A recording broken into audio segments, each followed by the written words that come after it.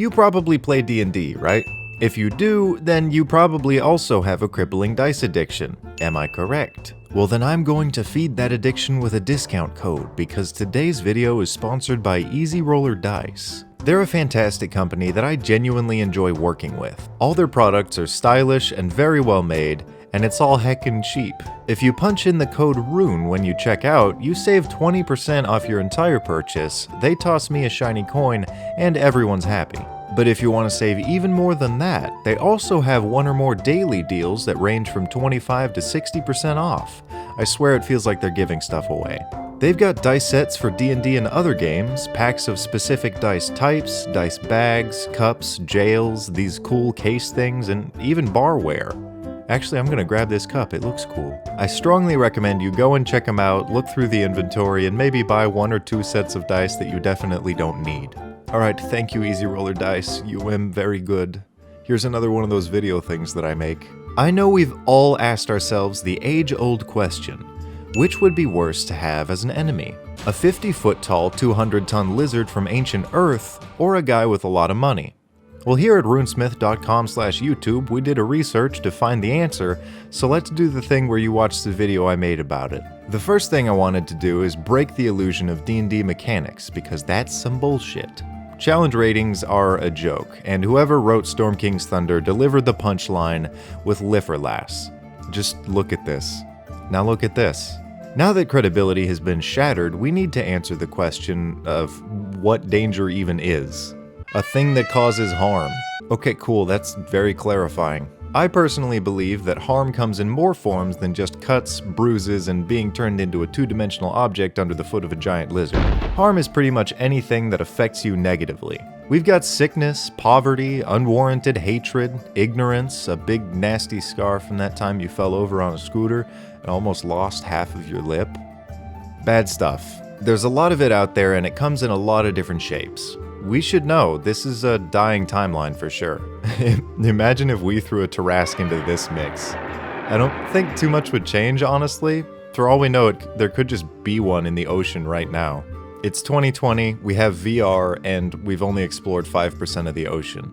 That's a little scary. Assuming that a noble could pose an equal threat regardless of the party's level, let's look at the destructive ability of a Tarrasque. These titans have every defense imaginable against adventurers. For spells, if it has to make a saving throw, this thing is twice as likely to succeed and able to ignore up to 3 spells completely. It's also got immunity to non-magic weapons and other classic damage forms, armor out the wazoo, insane vitality, and a big toothy maw full of stinky breath. The amount of damage a Tarrasque can deal per turn is at most like 184 hit points, or 56 at worst, which is enough to kill a bunch of adventurers and leave behind only the barbarians. And then it can swallow those barbarians. Oh, that's cool, digestion starts immediately. This 4-story tall Godzilla would without a doubt be able to destroy my hometown of like 130,000 people with little to no effort and eat everyone here. I think you could call that dangerous. But 2 things that a Tarrasque doesn't have are friends in high places and a high IQ. He's a big old dummy with no friends, and you can just call him a loser and he'll probably die of dehydration after crying so much. But nobles are a whole different story. Clocking in at a whopping 9 hit points, these nasty little things can cause more damage in 1 month than Godzilla could in its mortal lifetime. In order to earn their namesake, a noble has to exist in a societal system whose structures has laws, law enforcement, and public obedience. These tools, in an abstract way, make nobles much larger than Tarrasques and allows them some form of immortality. The authority that a noble has, as well as their connections to other nobles, gives them freedom to start far-reaching wars, spread misinformation that leads to mass death, and even outlaw adventurers.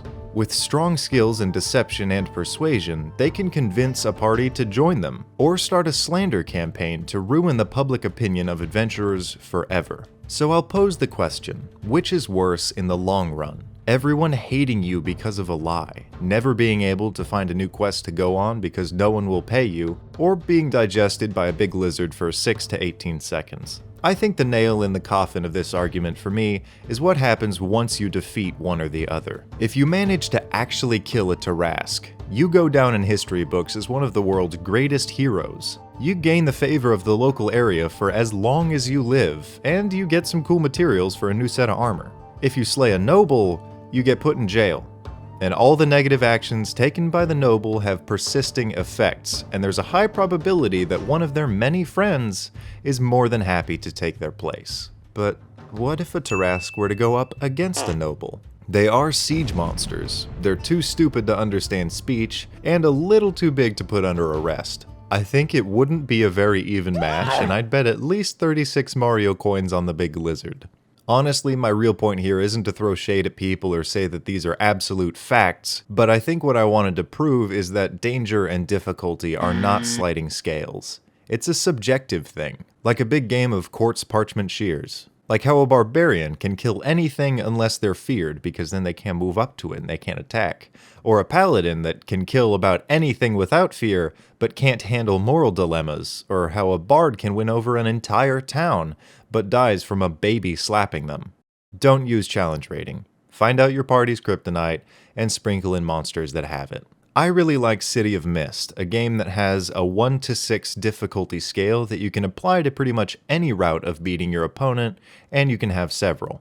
Like how a famous bard would have a wound difficulty of 1 to 2, but a persuasion of 5, which means they're easy to kill, but very, very hard to get on your side. Or if you made their dirty laundry public on a scale of 4 or so, they just vanish like a bad meme. My final message: take this Tarrasque and throw it at an adventurer.